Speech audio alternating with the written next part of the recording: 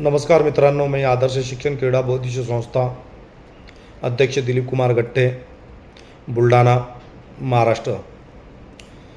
आजच्या नवीन व्हिडिओमध्ये आज नवीन विषय जाणून घेऊया. त्या संदर्भात तुम्ही जर आपल्या चॅनलला नवीन असाल तर आपल्या चॅनलला लाईक करा, शेअर करा, सबस्क्राईब करा. तर आजचा महत्त्वाचा मुद्दा आहे की NGOने TPF फंड, डोनेशन फंड या फंडापासून सावधगिरीने राहावे. आज भारतामध्ये डोनेशनच्या नावाखालते, ट्रेड प्रॉफिट फंडच्या नावाखालते NGO सोबत खूप मोठी फसवणूक होत आहे. तर मित्रांनो, कुठल्याही आमिषाला बळी पडू नये. भरपूर अशा संस्था आहे आमिषाला बळ पडून यांच्या संस्थेचे बळी गेलेले असे म्हणायला हरकत नाही. मित्रांनो, तुम्हाला सांगू इच्छितो की सध्या एक ट्रेंड चालू आहे डोनेशनचा व TPF फंडचा. डोनेशन व TPF फंडच्या नावाखालते NGO सोबत खूप मोठी फसवणूक करण्यात येत आहे. यामध्ये खूप सारे क्वालिफिकेशन झालेले व एज्युकेटेड लोक या NGOची फसवणूक करतात. ती अशा प्रकारे करतात की हे दिसायला एज्युकेटेड असतं की इम्प्रेशन, एक छाप हे NGOवर ते सांगता की आम्ही तुमच्या NGOला डोनेशन देऊ शकतो किंवा ट्रेड प्रॉफिट फंड देऊ शकतो. तर मित्रांनो, कोणी कितीचा जवळ असू द्या, कुठलाही व्यक्ती असू द्या, या फसवणुकीला आपण जो बळी पडतो हे आपण आपल्या जवळच्या व्यक्तीपासूनच बळी पडतो. जवळच्या व्यक्तीला माहिती नाही राहत की खरंच NGOला एवढं डोनेशन व ट्रेड प्रॉफिट फंड मिळतो का, तो कशा प्रकारे मिळतो याची संपूर्ण माहिती त्या व्यक्तीला माहिती राहत नाही. त्यामुळं तो एखाद्या आपल्या जवळचा NGOवाला असेल त्याला भेटेल की माझ्या संपर्कात अशी अशी कंपनी, ती अशी तुमच्या NGOला डोनेशन देईल, असे देईल.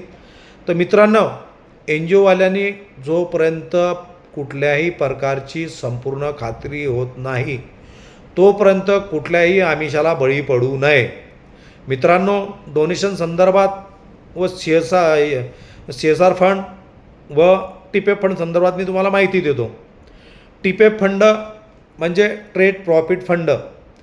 ट्रेड प्रॉफिट फंड हा NGOसाठी राखीव असतो, परंतु यामध्ये या कंपन्या ट्रेड प्रॉफिट फंड संदर्भात खूप मोठी फसवणूक ही NGOची होत आहे. या कंपन्या ट्रेडरच्या माध्यमातून आपल्यापर्यंत पोहोचतात. ट्रेडरच्या व्यक्ती, त्यांच्या संपर्कातले व्यक्ती आपल्याला भेटतात, सांगतात की आमच्याकडे अशी अशी कंपनी, आम्ही तुम्हाला ट्रेड प्रॉफिट फंड मिळवून देऊ. मित्रांनो, हा ट्रेड प्रॉफिट फंड मिळवून देण्यासाठी ते अगोदर तुम्हाला सर्व तुमची फाईल वगैरे घेणार.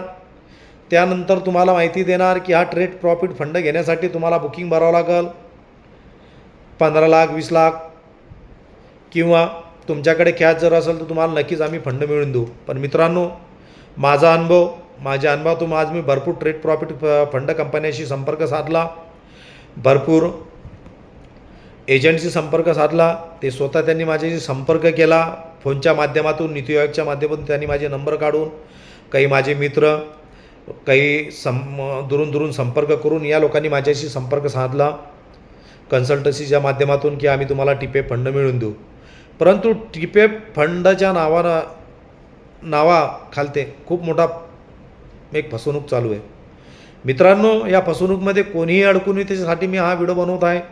ट्रेड प्रॉफिट फंड हा आपल्या डोक्यातून काढून टाका. ट्रेड प्रॉफिट फंड जर तुमच्याकडे कॅश असेल तरच ती कंपनी देणार. पण मला तर असं वाटतं की मी आतापर्यंत, आज माझी 10 वर्षापासून मी या NGO क्षेत्रामध्ये काम करतो, पण मला आता एकही कंपनी अशी मिळाली नाही की जिनं मला ट्रेड प्रॉफिट फंड दिला किंवा डोनेशन दिलं.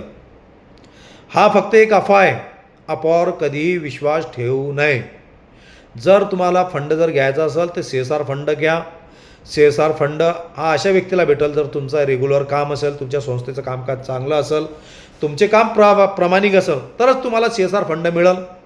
CSR फंड संदर्भात कुठल्याही प्रकारची फसवणूक कंपनी करत नाही. CSR फंड हा जर तुम्ही कन्सल्टन्सीच्या माध्यमातून अप्लाय केला तर कन्सल्टन्सीवाला तुमच्या NGOची फसवणूक केल्याशिवाय राहणार नाही. तर त्यासाठी CSR फंड घेण्यासाठी कंपनीला स्वतः अप्रोच व्हा, किंवा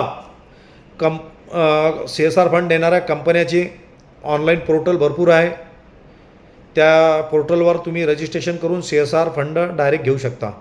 यामध्ये तुम्हाला कोणाची सहकार्याची गरज नाही आहे. परंतु सांगायचा महत्त्वाचा मुद्दा असा, डोनेशन व ट्रेड प्रॉफिट फंडापासून सावध राहा. तुम्ही ट्रेड प्रॉफिट फंडच्या मोहामध्ये येऊन, या डोनेशनच्या मोहामध्ये येऊन तुमचं आर्थिक खूप मोठे नुकसान करून घेऊ शकतात. तर मित्रांनो, डोनेशन तुमच्या कामकाजानुसार, तुमच्या NGOच्या कामकाजानुसार, तुमचा टर्नओव्हर किती आहे, तुमचा काम कसं आहे, तुमची NGOच्या माध्यमातून किती लोकांना रोजगार मिळाला, किती लोकांना तुम्ही शिक्षित केले, किती लोकांना तुम्ही आरोग्य पुरवले, हा सर्व कामाचा तुमच्याकडे लेखाजोखा असेल, तुमचा सर्व टर्नओव्हर अतिउत्तम असेल, तरच तुम्हाला डोनेशन देणारी कंपनी संपर्क साधू शकते किंवा तुम्ही त्यांच्याशी अप्रोच होऊ शकता. मित्रांनो, डोनेशन असं कुठेही मिळत नाही. कोणी डोनेशन देणारा ही तुमची सर्व काबिलियत बघणार.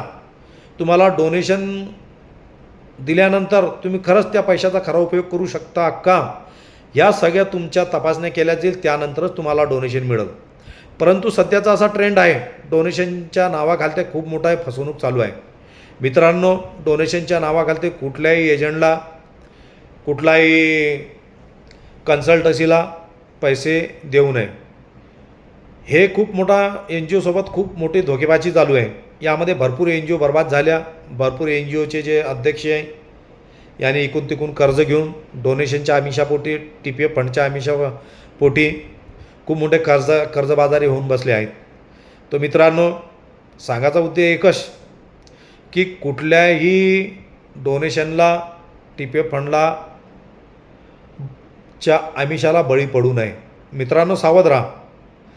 जर तुमच्यामध्ये खरंच कामाची उत्तम शैली असेल, तुमची NGO खरंच चांगली काम करत असेल, तुम्हाला डोनेशनसाठी, TPF फंडसाठी कुठंच फिरावं नाही लागणार. ते ऑटोमॅटिक तुम्हाला संपर्क साधणार आणि डोनेशन देणारे, TPF फंड देणारे, CSR फंड देणारे हे तुम्हाला शोधून तुम्हाला TPF फंड, CSR फंड व डोनेशन मिळेल. तर सांगायचा उद्देश मित्रांनो, सध्या जी फसवणूक होत आहे डोनेशन, TPF फंडच्या माध्यमातून, याच्यापासून सावधान राहा. कोणी कितीही सांगितले त्याच्या आमिषाला बळी पडू नये. त्याने मी आज 10 वर्षाच्या कालावधीमध्ये माझ्या असेही संपर्कात आले नाही की या NGOला यांनी डोनेशन दिले किंवा TPF फंड दिला. अशी मला आतापर्यंत एकही NGO माझ्या संपर्कात आली नाही. मी जवळपास महाराष्ट्राच्या भरपूर NGOच्या संपर्कामध्ये आहे. बाकी सगळे NGOनी हेच सांगितले की आमच्यासोबत इथं फसवणूक झाली, आमच्यासोबत तिथं फसवणूक झाली. तर मित्रांनो, आम्ही फसलो, तुम्ही फसू नका. तुम्हाला एकच कळकळीची विनंती आहे, कुठल्याही आमिषाला बळी पडू नका. कोणी कितीचा जवळचा असेल, कोणी कुठलाही तुमचा नातेवाईक असेल, त्यालाही परिपूर्ण माहिती राहणार नाही.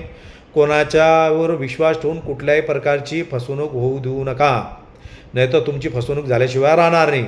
विनाकारण तुम्हाला 10, 15, 20 लाख रुपयाचा फटका बसेल, तुमच्या संस्थेचे आर्थिक नुकसान होणार व तुमची मानसिक स्थिती ढासळणार. तर या सर्व याच्यापासून सावधान राहावे. जय हिंद, जय महाराष्ट्र.